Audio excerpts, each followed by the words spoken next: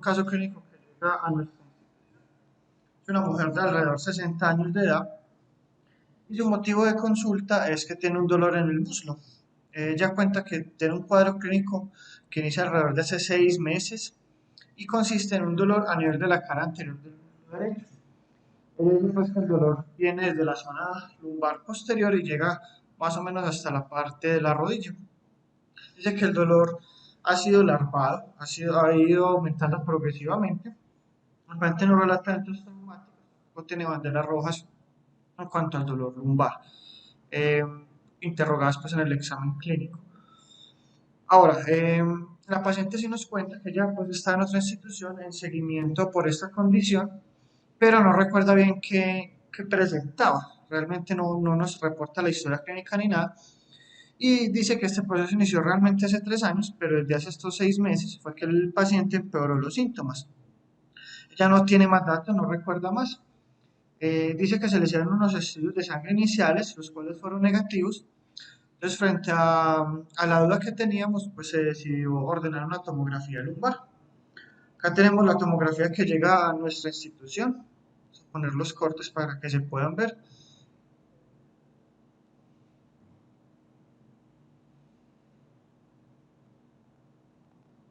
Tenemos la lesión acá, para que la puedan ver. Acá tenemos otro corte de la imagen de la lesión. Y tenemos acá un corte axial en la tomografía.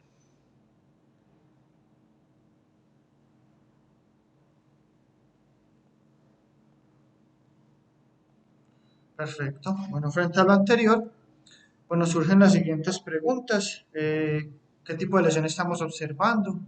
¿Se considera que la lesión es netamente ósea o le debe agregar más estudios a esa lesión? ¿Considera que esta lesión es inestable? ¿Explica los síntomas del paciente o no?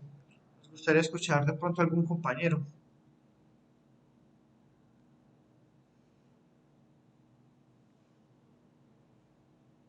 Andrés,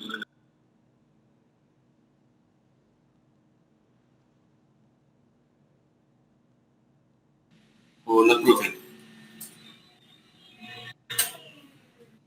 Aló, ¿me escuchan? Sí, profesor. Ok, podemos hablar un momento con la imagen.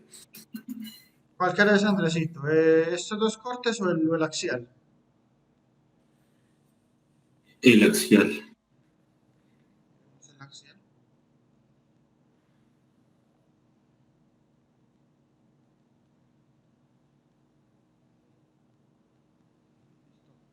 Bueno, pues se ve en el corte axial una lesión de componente lítico, como compromiso pues, del cuerpo de... ¿Me colocas un segundito la sagital? Qué pena. La sagital. Sí.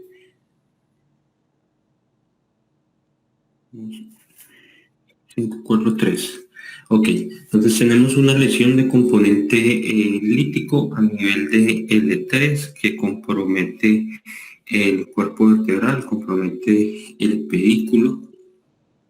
Mm, Ante esta manifestación, pues como la paciente viene por un dolor en región, pues en el miembro inferior, que sé que es como irradiado y eso, entonces pensaría que hay que ampliar más estudios y mirar a ver si tiene algún componente adicional de algo que esté como tal haciendo compresión de la raíz nerviosa.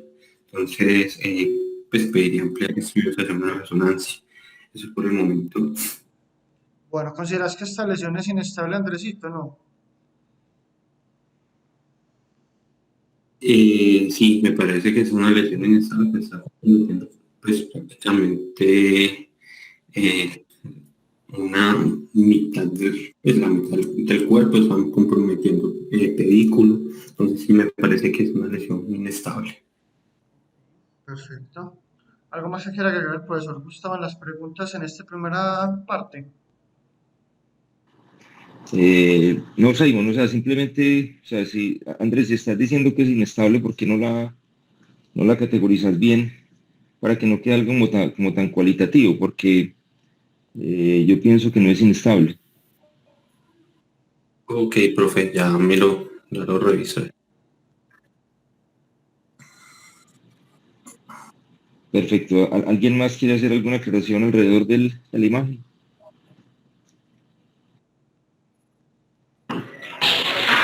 Yo creo que algo importante ahí pues a resaltar es el dolor de la paciente. El dolor es como muy radicular y no tiene como un dolor axial o no refiere a la paciente un dolor axial importante, que es un componente, digamos, muy importante a la hora de valorar la estabilidad espinal. Si el paciente no tiene dolor axial, pues es algo que le puede marcar a uno que puede que no haya inestabilidad espinal.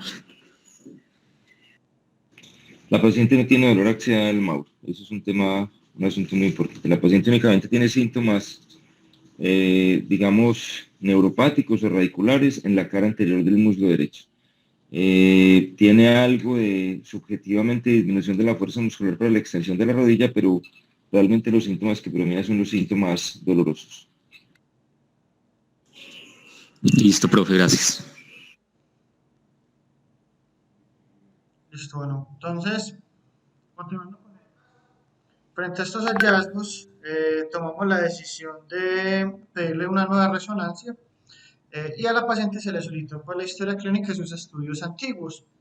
Digamos que la paciente lo único que nos trae a la nueva consulta es una resonancia, que en la zona que habíamos encontrado la lesión había otra lesión antigua, pero no tenía pues como ese tamaño ni el compromiso óseo. Entonces frente a eso pues le pedimos la resonancia, la cual tenemos acá, pues tenemos varios cortes. Acá tenemos una secuencia contrastada, donde se ve parte de la lesión.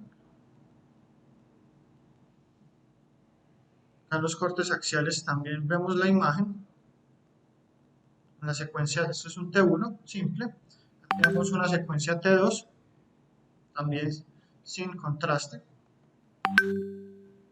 Tenemos más cortes, los cortes sagitales, tanto en las dos secuencias como hemos visto previamente, para tratar de evaluar la forma más completa y un T1 con sagital con contraste. Y por último, pues tenemos un coronal, que fue lo que teníamos en las imágenes. Ahí se puede ver la lesión. El realce un poco heterogéneo. Bueno, y frente a lo anterior hay otras preguntas. ¿Qué características tiene la lesión? ¿Usted considera que es benigna o tiene aspecto maligno? ¿Le ampliaría más estudios o consideraría que esa paciente de entrada debería ser llevada a cirugía? Y si le va a llevar a cirugía, ¿cuál es su plan quirúrgico? Entonces, nos gustaría escuchar a algún compañero nuevamente, poniendo acá las secuencias.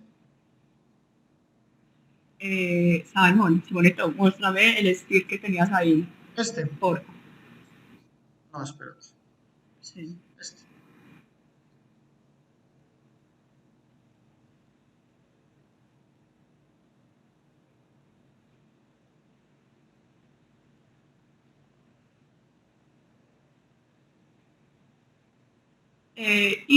Habías dicho que esta lesión, por lo que entendí, ya había sido identificada previamente en estudios previos, pero que obviamente el tamaño ha progresado, eso es lo que te entendí. Eso es, Daniela. La paciente tenía un diagnóstico de una... Había una lesión ya previamente ubicada en sí, ese nivel. sí, la paciente realmente parece que no la habían enfocado muy bien. Hola. Sí, ¿me escuchan? Sí, profe, se le escucha. Listo. No la habían enfocado muy bien y la paciente ya tenía el diagnóstico de una lesión ahí en el extraforaminal, ahí a nivel del E3, que inicialmente decidieron hacerle seguimiento, pero ahora llega con más síntomas sensitivos. ¿Cuánto tiempo de y evolución hay entre la resonancia anterior y esta? 3 años. Hay 3 años. Hay 3 años. Y les voy a comentar algo más, o sea, de la paciente. Esa paciente dio varias, digamos, que hizo varias consultas en Medellín y con el diagnóstico imagenológico Entonces, iba a ser las llevada a cirugía. características de la imagen es una lesión de aspecto tumoral, tiene Daniel. Dani, se te fue la señal.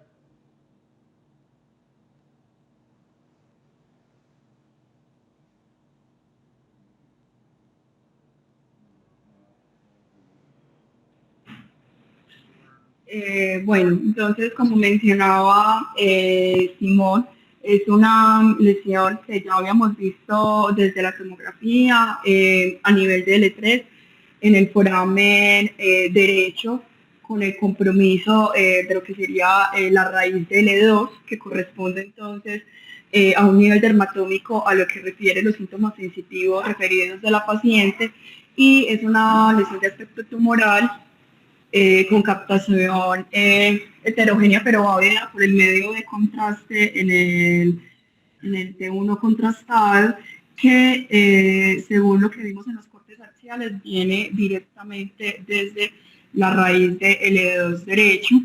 Está haciendo un efecto de masa y es lo que genera esos bordes esclerosados que en realidad no corresponden como a una lesión lítica, sino a una destrucción crónica del hueso por el efecto de masa, porque vimos en esta lesión en la tomografía que tenía los bordes esclerosados. No pareciera entre los diagnósticos diferenciales que viniera directamente del psoas, sino que su origen es de la raíz que está comprometida a ese nivel. Lo de considerar si es benigna o maligna, pues en realidad pensaría que hay varios criterios.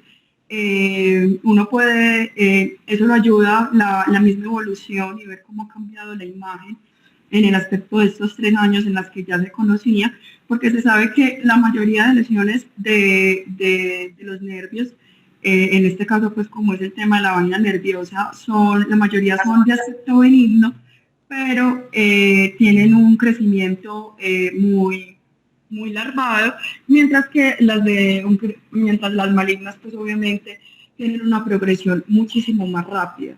La de solicitar más estudios, pues digamos que nosotros estamos muy acostumbrados a ver este tipo de lesiones en pacientes con síndromes que promueven las neoplasias como la neurofibromatosis. Ya no sería propiamente la edad de la paciente, porque usualmente todos son pacientes más jóvenes, pero lo que uno sí tiene que solicitar es primero un estudio del resto de la columna para ver si encuentra otras lesiones asociadas, y aunque es muy raro, también pueden corresponder a lesiones metastásicas, que por ejemplo de cáncer a nivel pélvico, en algunas ocasiones también tienen metástasis al nervio ciático, o a veces también pues a las raíces nerviosas por la misma drenaje venoso. También solicitaría estudios de extensión. Es muy raro ver pues metástasis a este nivel única, pero también está descrito. Y yo creo que entonces ya con estos estudios, ¿cuál sería la condición quirúrgica de entrada? Pues hay que tener en cuenta que el E2 sería una raíz elocuente, y hacer una verdadera control oncológico de esta lesión implicaría sacrificar la raíz.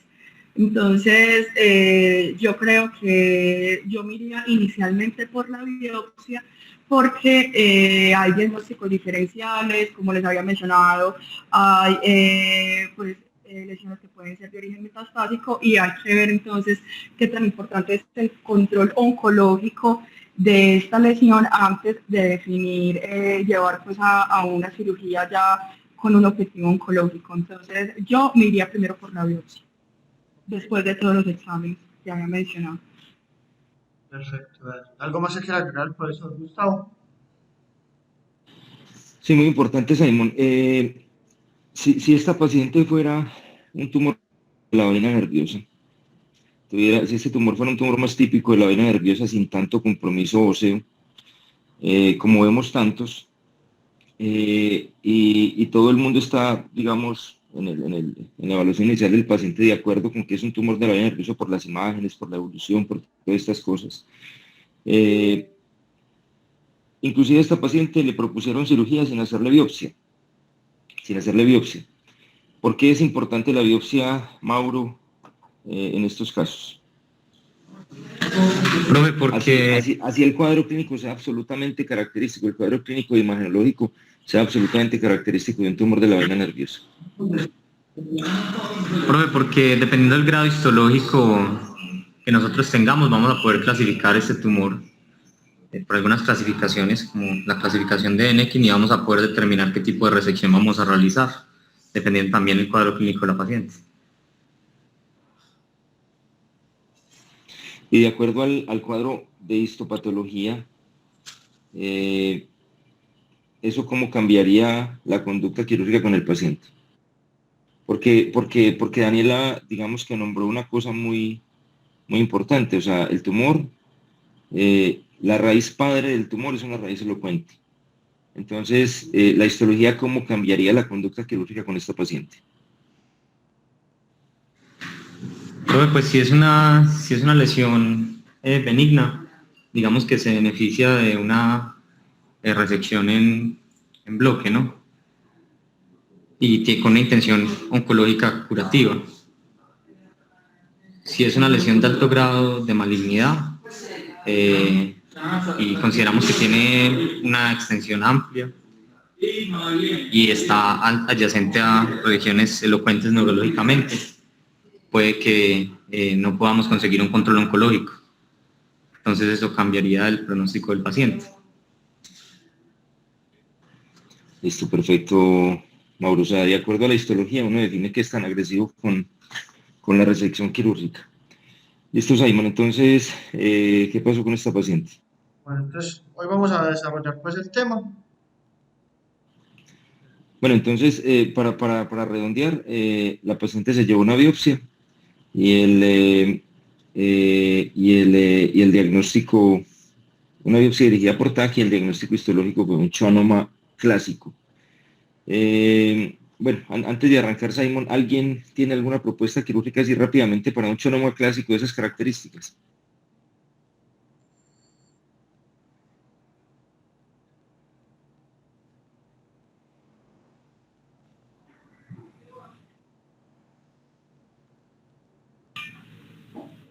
Pues yo creo que por la edad de la paciente y correspondiendo a esa histología, y teniendo en cuenta que en el momento la paciente no tiene un compromiso motor de esa raíz, podría ser susceptible de una citorreducción, porque, bueno, sabemos de una, o sea, uno podría pensar, como había dicho Mauro, al ser una lesión benigna, hacer la resección en bloque, pero eso implicaría sacrificar una raíz elocuente por una lesión que es de bajo grado. Entonces,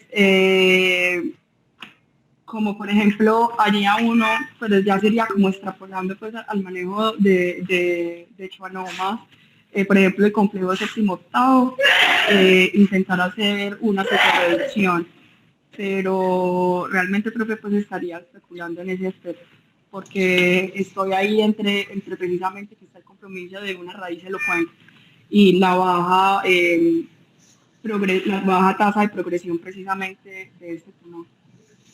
Bueno, muy bien. ¿Y alguno de los otros propone algún tipo de abordaje quirúrgico? ¿Cómo abordarían esa lesión? ¿O cómo han visto que se abordan esas lesiones? Porque el abordaje que yo he visto en los artículos que he leído de estos schwannomas extraforaminales es el posterolateral transforaminal, ahí pues en la región lumbar. También se pueden abordar vía anterior. Bueno, muy bien. Listo, entonces arranquemos ahí. Muchas gracias. Pues bueno, hoy vamos a hablar de tumores de la vaina nerviosa. Vamos a empezar con algunos datos. Es muy importante este tema porque los tumores de la vaina nerviosa son las lesiones más frecuentes en el compartimento intradural extramedular. Si bien esta es la presentación más frecuente, tienen, digamos, tres formas de presentación que son intradural pura, intradural extramedular y extradural. Digamos que es muy difícil a veces diferenciar estos dos compartimentos, por lo cual tiene una estadística que tiende a ser un poco similar, acorde a la literatura que revisamos, pero en general la mayoría de lesiones van a ser intradurales. Y es muy importante, sobre todo por los casos que tenemos, sobre todo en nuestro caso clínico, algo que se llama la forma de mancuerna o en reloj de arena, que se presenta hasta un 10 a 15% de los casos, y usualmente eso tiene un abordaje un poco diferente a las otras lesiones. Muy importante evaluar también tres componentes que son la extensión espinal, si el tumor está en la localización ventral y los tumores gigantes, que generen, como decía Dani, remodelamiento óseo. No son lesiones propiamente elípticas, sino de remodelamiento. ¿Por qué se debe esto? Porque si bien hay varias clasificaciones, digamos que esto se sale un poco de esas clasificaciones y los abordajes quirúrgicos van a ser más amplios, posiblemente requieran estabilización de columna, que no es una indicación quirúrgica usualmente frecuente, y requieren equipos multidisciplinarios, idealmente de columna, para poder hacer este abordaje bastante completo. Entonces, ¿qué va a hacer? El abordaje, si bien está estandarizado según las clasificaciones, pueden ser amplios y variados acorde a la localización y el tamaño. ¿Qué quiere decir? Todavía las escalas no están completamente establecidas y no dan un abordaje completamente claro. ¿Qué es lo más importante? Saber que el abordaje más frecuente es la vía posterior por hemilaminectomía, ya que usualmente son lesiones pequeñas y aisladas. La edad promedio de presentación es los 45 años, pero usualmente es un rango amplio, puede ir entre más o menos los 25, 20 o inclusive los 10 años de edad hasta los 70, 75, 80 años, es decir, es bastante amplio. Ligeramente más frecuente no es, digamos, estadísticamente significativa esa diferencia. Y las lesiones acorde de lo que revisamos, pues, predominan los meningiomas o predominan los schwannomas, usualmente acorde a la localización. Si es más hacia la médula, predominan meningiomas; si es más hacia la raíz, predominan los schwannomas. Ya se siguen dentro de los neurofibromas y después de los tumores malignos. Muy importante, dentro de los neurofibromas, la relación con la neurofibromatosis tipo 1, que estas lesiones, si bien pueden ser benignas, tienen ciertas variantes malignas, por lo cual considerar usualmente entra un neurofibroma, una lesión de aspecto maligno. Entonces, vemos que hasta un 26% de los casos las lesiones pueden llegar a ser malignas, y esto es un porcentaje bastante elevado, por lo cual siempre tener en cuenta este componente, que la malignidad se puede elevar acorde de la patología que estemos buscando. Y la ubicación en la columna pues tiende a ser muy homogénea, pero en la zona cervical y torácico, pero digamos que no hay una diferencia entre los segmentos a la hora pues como de tratar de evaluar una estadística.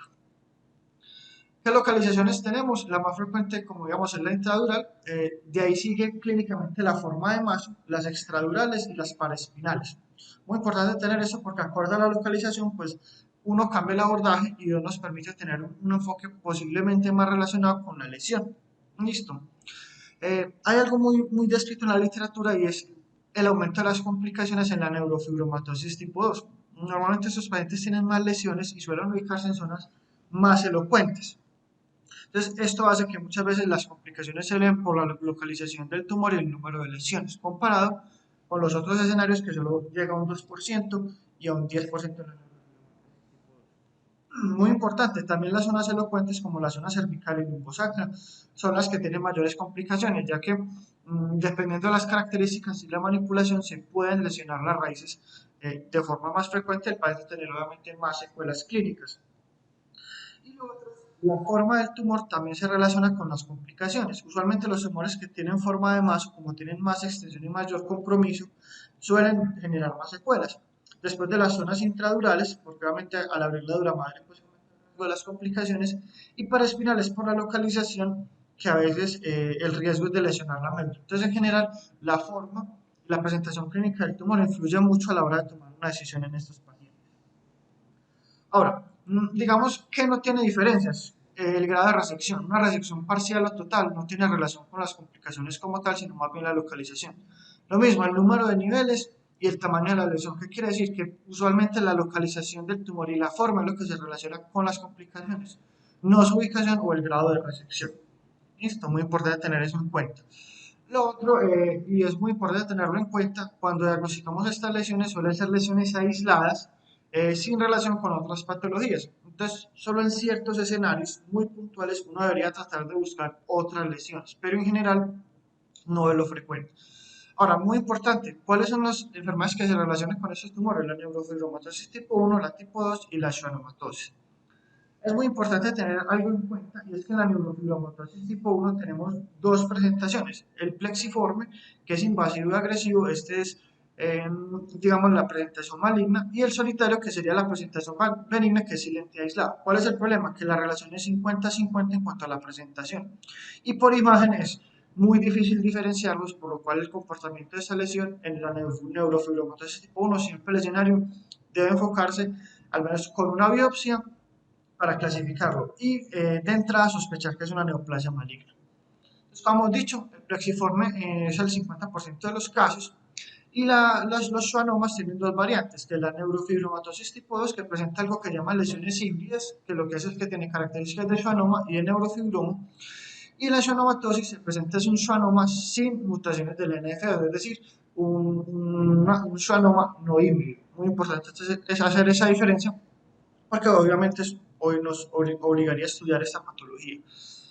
Los meningomas también tienen pues como su división en los tres grupos, pero usualmente la presentación más frecuente es intradural. Y otra característica es que no se extiende más allá de la médula, como vamos a ver más adelante en las correlaciones clínicas. Y siempre que tengamos el escenario de una neurofibromatosis en un paciente, piense de entrada que ese tumor posiblemente sea maligno. No es todos los escenarios, pero siempre la primera sospecha. Esto que se que de todas las enfermedades malignas, la neurofibromatosis tipo 1 puede llegar hasta el 30% de esos casos. ¿Cómo es la clínica de estos pacientes? Usualmente, como son de crecimiento lento y larvado, la clínica suele ser silente y asintomática. Y es que los tumores no tienen tanto efecto, a menos de que cuando ya esté avanzado generen unos síntomas compresivos. Usualmente, ¿cuáles son los signos y síntomas? 3, dolor, que suele ser el más frecuente de todos, seguido por debilidad muscular y por último cambios sensitivos y sensoriales. Cuando damos el enfoque vamos a ver que el compromiso es diferente, lo que más se compromete es la parte sensitiva, después el dolor y por último la debilidad. Ahora, ¿cómo se puede evaluar ese paciente? El paciente se puede seguir por escalas clínicas o por algunas clasificaciones. ¿Por qué se hace como esta subdivisión? Porque a veces el paciente solo tiene deterioro de la fuerza o deterioro de la sensibilidad o deterioro del dolor. Entonces siempre hay que tratarlo de clasificar en los grupos a la hora del seguimiento y evaluar la respuesta quirúrgica.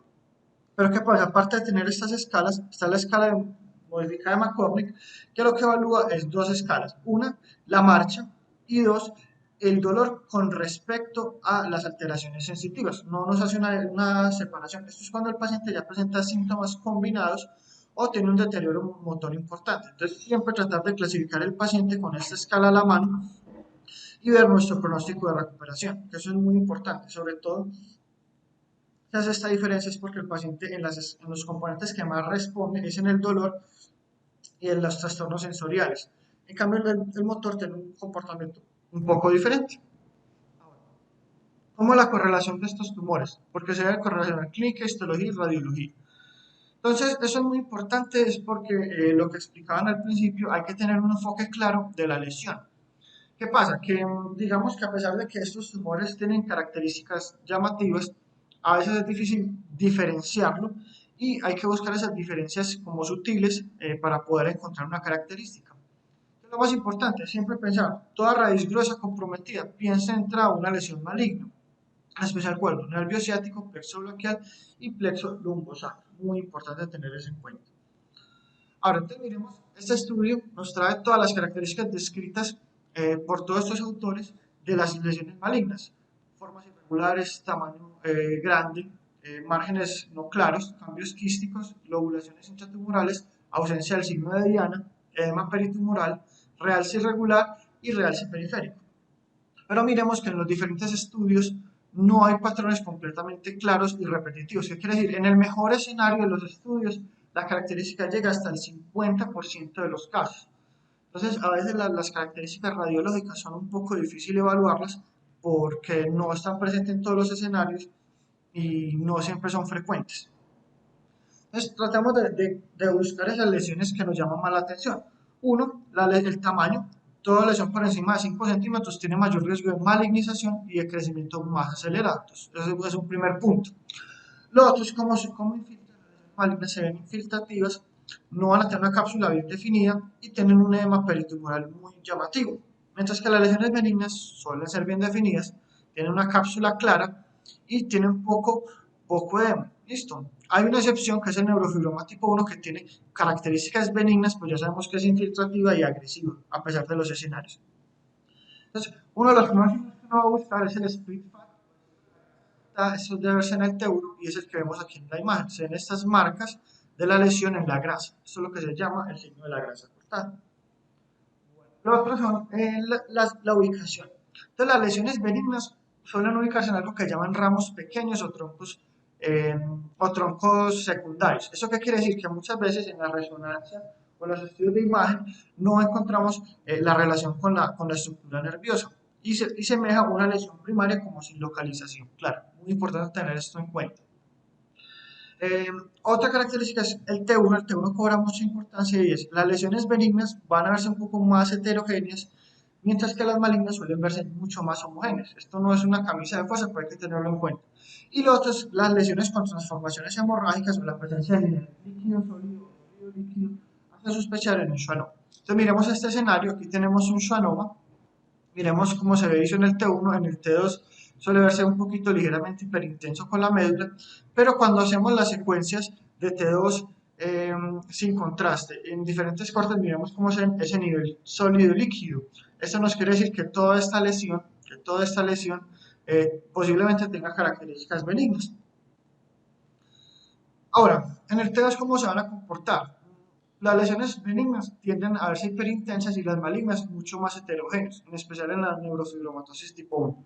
Otro es el signo de la diana. El signo de la diana debe buscarse idealmente en el T2 y en el STIR, principalmente en el STIR, porque miremos, acá tenemos un signo de la diana donde en el T1 no se ve con claro, pero cuando pasamos al T2 sin realce, sin contraste, miremos cómo se ve muy bien el signo de la diana.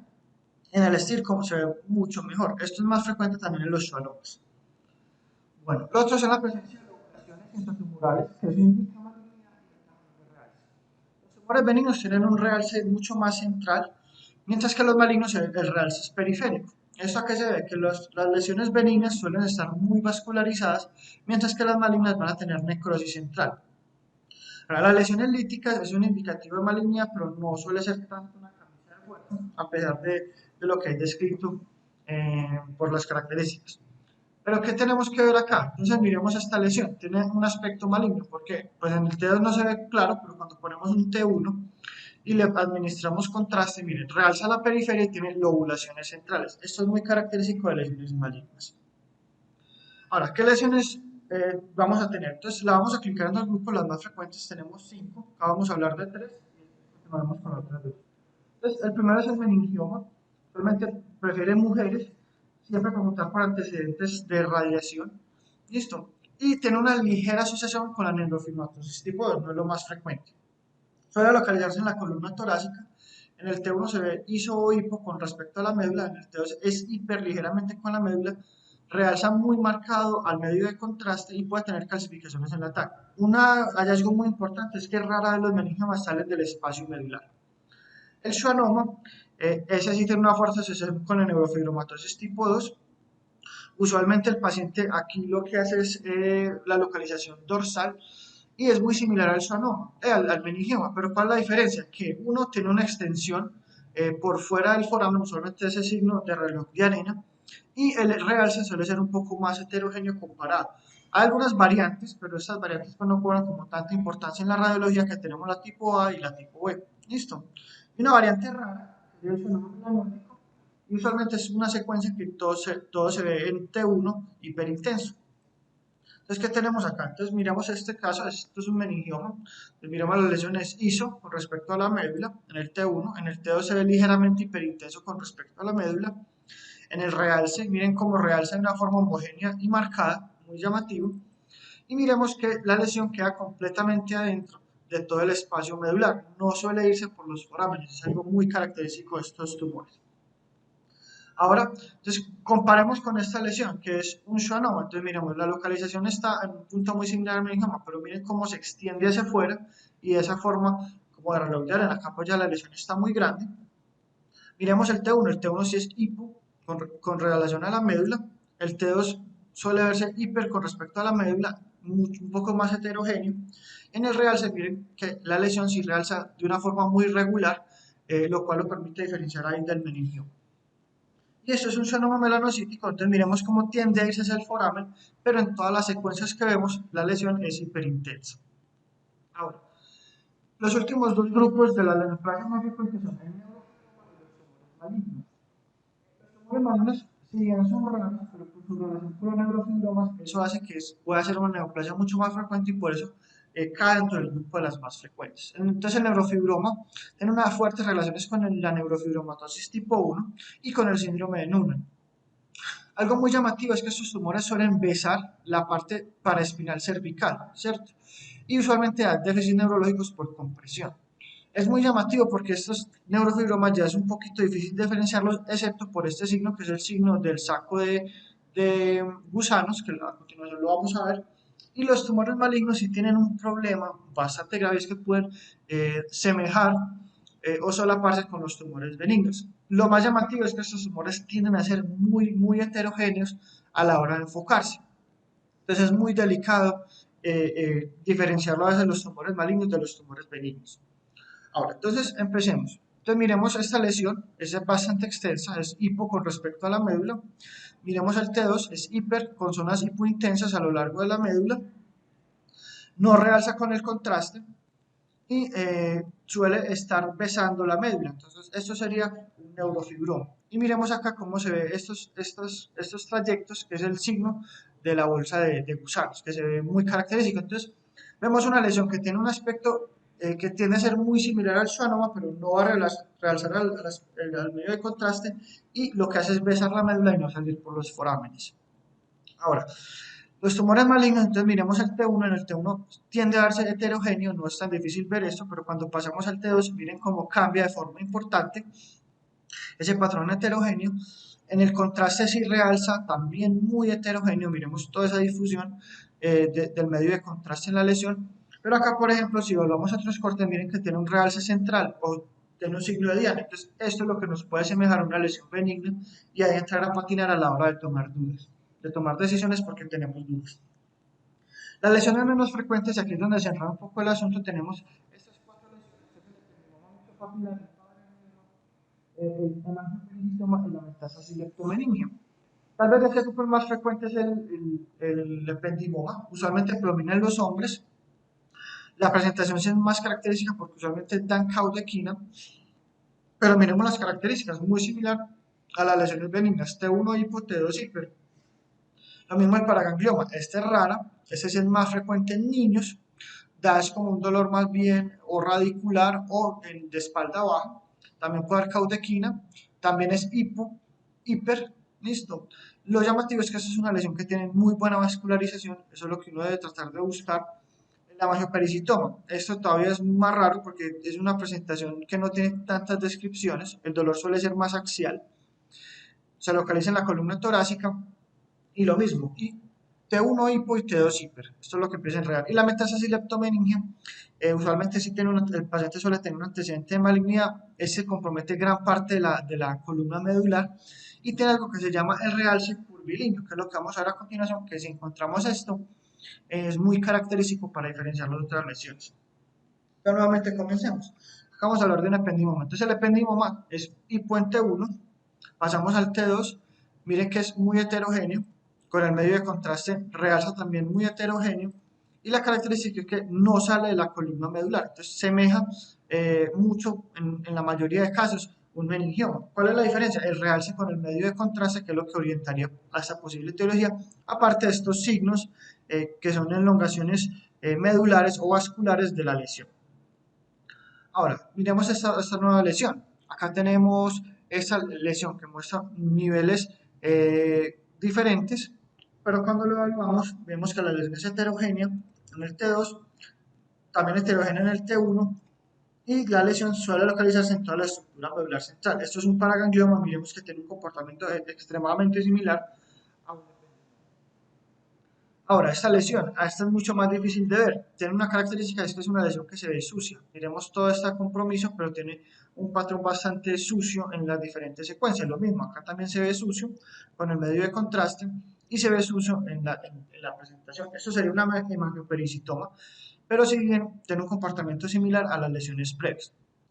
Y por último, la metástasis leptomeningia. Entonces, cuando uno empieza a evaluar la lesión, ve este realce marcado en la zona posterior.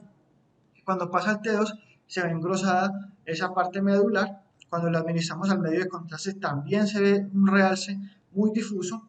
Y miremos en los cortes axiales cómo envuelve la médula y eso es lo que hace el patrón característico. Si vemos este realce curvilíneo, especialmente en el T2, siempre sospechar una metástasis de abdomen. Ahora, el concepto de biopsia es muy importante, como lo hablamos al principio, porque es algo muy frecuente de realizarse. Esto se da a que lo que veíamos en las imágenes, que es muy difícil diferenciarse. Entonces, al menos, digamos que en la mayoría de casos, o en el 100%, uno debería optar por una biopsia para poder clasificar la lesión, ya que a menos que tengamos un escenario completamente claro de la lesión, que sería en muy pocos casos, lo ideal sería llevar a este paciente a una biopsia.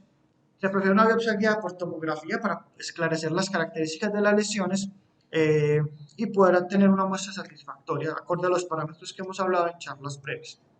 Ahora, ¿cuáles son las indicaciones de cirugía? Muy importante. Entonces, digamos que las indicaciones son variadas, pero la más frecuente es un dolor crónico refractario secundario a la lesión. Ahí sigue el déficit neurológico, que puede ser motor o sensitivo. El otro es un crecimiento importante del tumor que ya esté generando daño óseo. Y digamos que el caso menos frecuente es en malignidad, ya que en muchos casos el enfoque de la lesión va por otras causas. Listo. ¿Qué es lo más llamativo? En el 98% de los casos va a ser una lesión única y del 92 al 93% de los casos se logra una resección completa. ¿Qué quiere decir? El enfoque de nosotros debe ser ir por la lesión y tratar de resecarla de forma completa, conservando las funciones del paciente. Ahora, ¿qué vamos a hacer del enfoque quirúrgico? Entonces, aquí es donde empieza la serie de preguntas. La primera pregunta y la más importante es ¿qué raíces vamos a sacrificar? Entonces, en los últimos estudios, desde los últimos 20 años, las zonas elocuentes que las han clasificado de esta manera, usualmente la función es conservar esta raíz, excepto en los casos de malignidad, donde debe tratarse de hacer una resección completa de la lesión.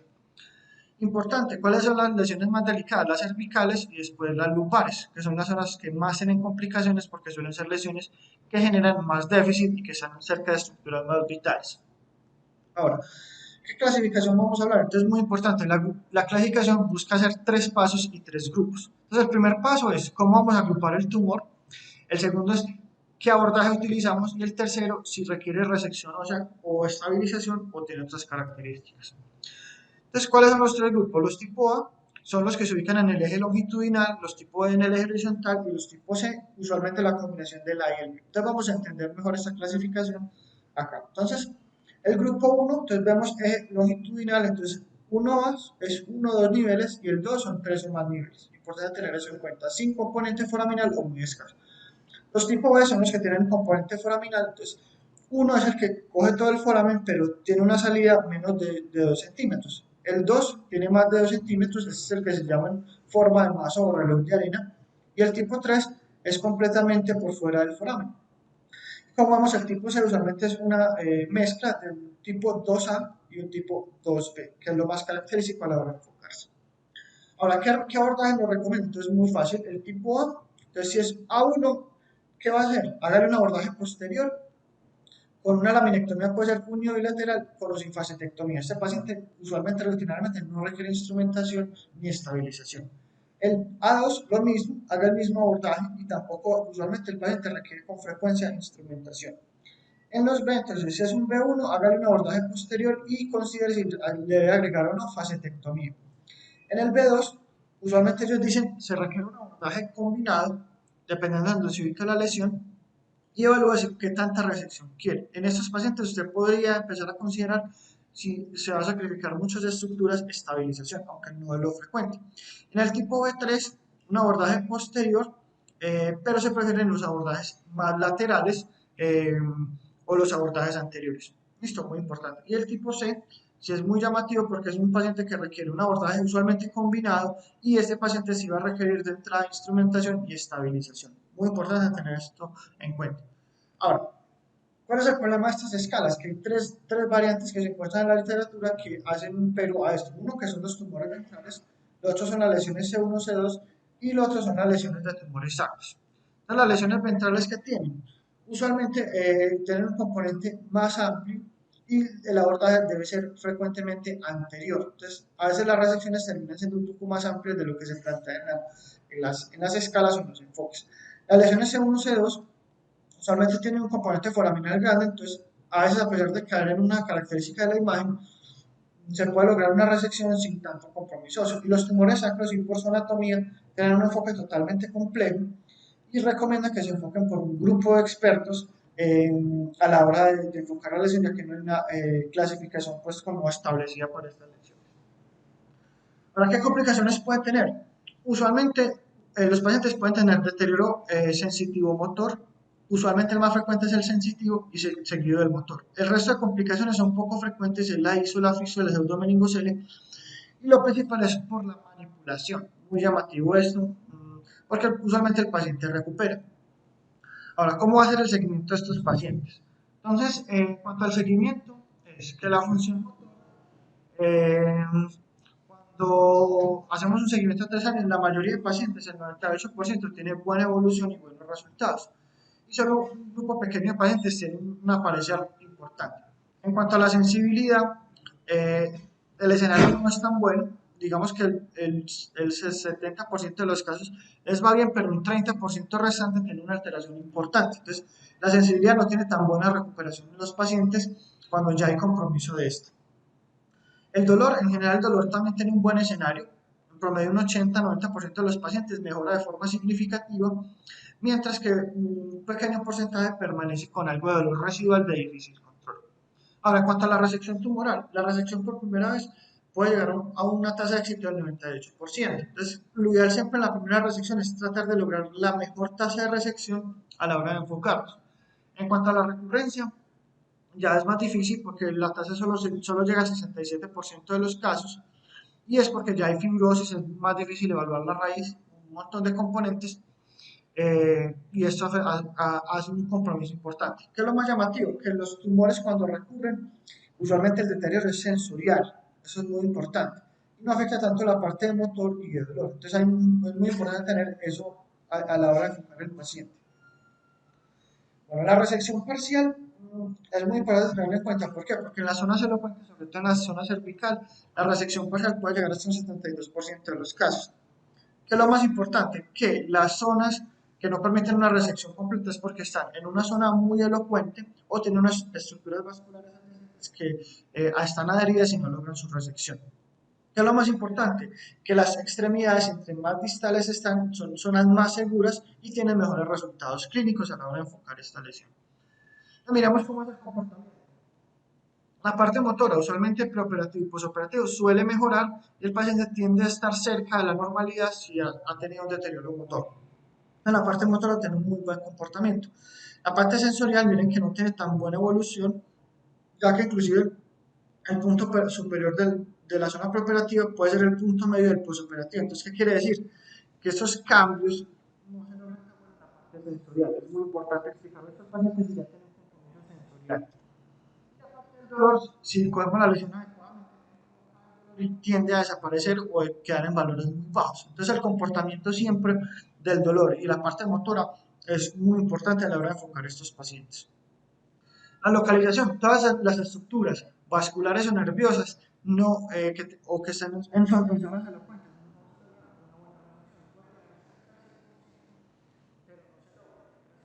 Las otras localizaciones que no estén con estas relaciones, miremos que tienden o se logra el 100% de la lesión. Bueno, ¿cómo la recurrencia? Entonces la recurrencia, en los casos de resección, digamos que cuando es completa, solo llega un 2 a 3% en un seguimiento de 5 años. Por eso nuestro objetivo es siempre tratar de... Cuando la resección es parcial, a 5 años recurre el 10%. Y a 10 a 15 años recurre el 28%. ¿Qué quiere decir? Que la lesión recurre no significa reintervención, eso es muy importante. ¿Por qué? ¿Qué es lo que pasa? Dejar cápsula seguido de la resección subtotal, pero entre más cápsula dejemos hay más riesgo de recurrencia. La resección subtotal es menos frecuente que tenga recurrencias. ¿Cuáles son los factores de riesgo? El tamaño. Usualmente cuando supera los 6 centímetros hay mayor riesgo de recurrencia, que se ubica en la zona lumbar, zona cervical y zona sacra. Se hizo que en esta distribución las lesiones tienden a tener como un porcentaje más elevado de mitosis. Lo otro es cómo va creciendo la lesión. Si la lesión va aumentando de tamaño, usualmente por cada centímetro que aumente, el riesgo de recurrencia es aproximadamente en un 15%. Y lo otro es el compromiso multinivel, 2 o más segmentos. Usualmente el tamaño del compromiso multinivel es el crecimiento del compromiso es relacionado con el tamaño, lo cual dificulta estos enfoques. Y ya para concluir, entonces los tumores de la vena nerviosa son una lesión que tiene un enfoque integral, siempre definir si la lesión es benigna o maligna por la agresividad Esto, los tratamientos se recomienda siempre monitorizarlo, sobre todo si se va a conservar la función de la raíz, y siempre el enfoque es en la recurrencia, sobre todo en los casos malignos, pero en los casos benignos, conservar esa función, tratando de lograr una resección quirúrgica. Entonces, para resolver nuestro caso, lo que ha dicho el doctor Gustavo, esa paciente hicimos un estudio comparativo donde la lesión duplicó su tamaño en los siguientes 3 años. Aparte hubo aumento de los síntomas, por lo cual se diagnosticó un schwannoma por medio de una biopsia guiada por estereotaxia para poder definir el manejo agresivo. Y la función fue un debulking, reducir ese tamaño tumoral y preservar toda la raíz elocuente.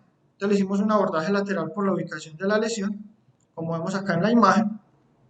Y acá tenemos las imágenes postoperatorias donde se ve una resección cercana al 100% de la lesión, donde la paciente mejoró del dolor, tuvo déficit motor y actualmente se encuentra en seguimiento postoperatorio y una muy buena evolución. Ya con eso terminamos. Muchas gracias. Muchas gracias, Simón. Pues yo no tengo ningún comentario. Me parece que se resolvió muy bien el caso. Si alguien tiene algún comentario, adelante. Nacho, lo que hay que resaltar de este tema es definitivamente el enfoque prequirúrgico de este tipo de lesiones, porque uno nota que a veces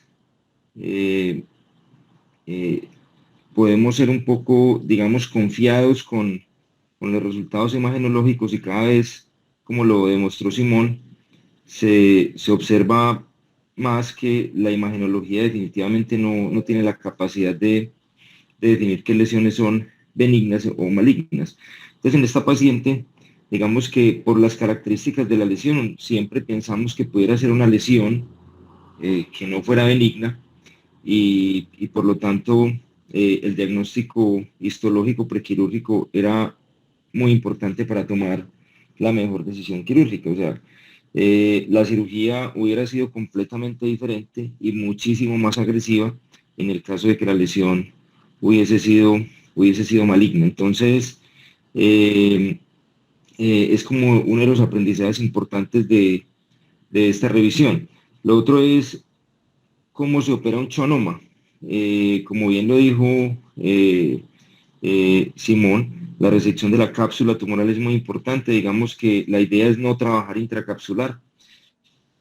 En la medida de lo posible, pues, y obviamente, de todas las estructuras adyacentes y de la elocuencia de las raíces que están implicadas en la lesión.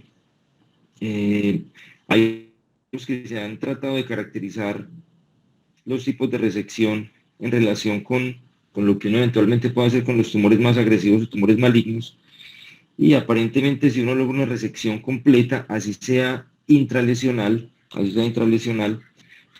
probabilidad es baja, diferente de los tumores malignos, en los cuales definitivamente la resección sí tiene que ser en bloque y no se debe violar la cápsula tumoral en ningún momento. Esta paciente, pues, el plan era hacer una resección lo más amplia posible. Sin embargo, nos encontramos con que la raíz del E3 era una raíz muy elocuente, o sea, era una raíz que definitivamente no permitía ninguna, muy poca tracción y muy poca manipulación, y era la raíz padre del tumor, donde había un fragmento del tumor muy adherido que definitivamente no permitió como una resección completa. Inclusive hubo que dejar un fragmento pegado de la raíz para poder para evitar que la paciente tuviera algún tipo de deterioro. Como vimos, entonces se trata de una lesión que no era inestable, como habíamos conversado ya previamente, con un SINS que no se catalogaba como inestable, y por lo tanto decidimos hacer un abordaje lateral puro, con resección tumoral y sin reconstrucción posterior. Adelante, Daniel. Profe, cambiando entonces el escenario, usted, si la patología nos hubiera dado un tumor maligno de la vaina nerviosa, nos hubiéramos ido por un bloque con hueso, con cuerpo vertebral y todo incluido, o considera que el pronóstico ya es, porque es una neoplasia por un pronóstico muy sombrío, pero es lo único que le sirve para la supervivencia de esos pacientes, la cirugía y la radioterapia. Sí, completamente de acuerdo. O sea, eso inclusive lo comentamos inicialmente. El doctor participó antes de irse de la planeación quirúrgica de esta paciente cuando estábamos esperando la biopsia. Y realmente si hubiera sido un tumor maligno, que yo pienso que muy probablemente la resección hoy pudo haber sido también completa, el abordaje hubiera sido inicialmente posterior, hacer una hemivertebrectomía, instrumentar, sacrificar la raíz lo más proximal posible y después con un abordaje lateral ya así muy extendido, porque en esta paciente hicimos un abordaje mini open, la incisión fue de 5 o 6 centímetros, un abordaje lateral extendido, hacer la resección y la disección completa de la lesión en compañía muy posiblemente del cirujano vascular, porque en la parte anterior estaba muy pegado de la vena cava, entonces para intentar hacer una muy buena resección de la cápsula, sacarlo finalmente en bloque. Pero esta paciente afortunadamente era un tumor benigno y no necesita una cirugía tan cruenta pues ni ningún sacrificio neurológico. Listo, profe, gracias. Bueno, y para los presentes en estos pacientes, otro aspecto muy importante del seguimiento y del diagnóstico de estos pacientes, los residentes que recomiendan cuando uno se enfrenta a un schwannoma aislado, como esta paciente que llega con un schwannoma, ¿cuál es el enfoque diagnóstico en cuanto a NF tipo 2 o schwannomatosis?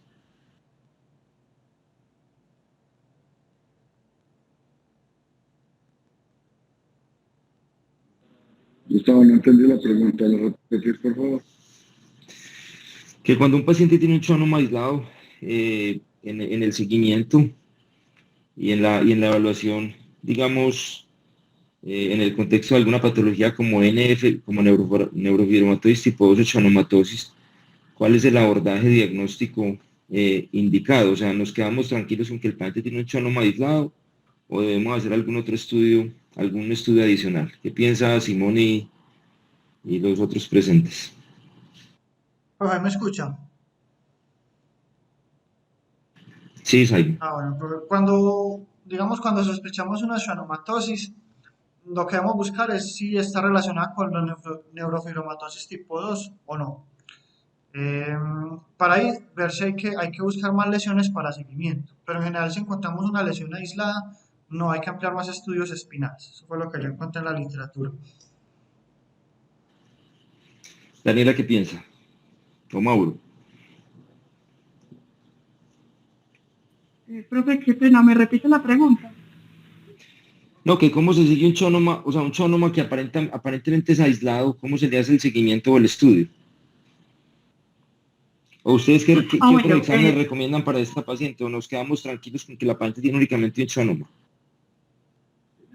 Pero lo que pasa es que, bueno, sí, en el contexto del schwannoma se ha visto que más o menos el 90% de las lesiones son aisladas, pues de las que nosotros tenemos contacto son aisladas del contexto de la neurofibromatosis. Como les había mencionado, los pacientes ya con neurofibromatosis usualmente hacen esta clínica mucho más rápido. Habría que tener otros criterios, pero de hecho entre los criterios clínicos para clasificar la neurofibromatosis son este tipo de lesiones en menores de 30 años y ella tiene 64. De todas maneras, en mi enfoque inicial estaba pedir el resto del neuroeje, donde uno identifica si tiene lesiones en el complejo séptimo y octavo y si tiene otros schwannomas en el resto de la columna. Ya digamos que otro tipo de estudios de compromiso en otros órganos estaría más indicado para otro tipo de neoplasias.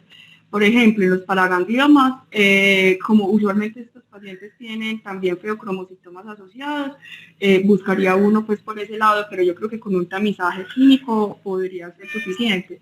Y ya el seguimiento, pues yo lo haría con la clínica y desde un punto de vista imaginológico, pero yo creo que de los exámenes que hay no pasaría, pues yo no le haría, no sé, porque creo que no es una mutación que esté tan disponible o un estudio pues para considerar si tiene el síndrome, pues no ampliaría más los estudios y indagaría también por el antecedente familiar, porque de todas maneras si digamos que no tuviera y que no hubiera hecho nada hasta el momento, en el contexto familiar, si no tenga algún otro pues, compromiso con neurofibromas, pero yo creo que por la edad no pasaría más de lo que yo había mencionado previamente.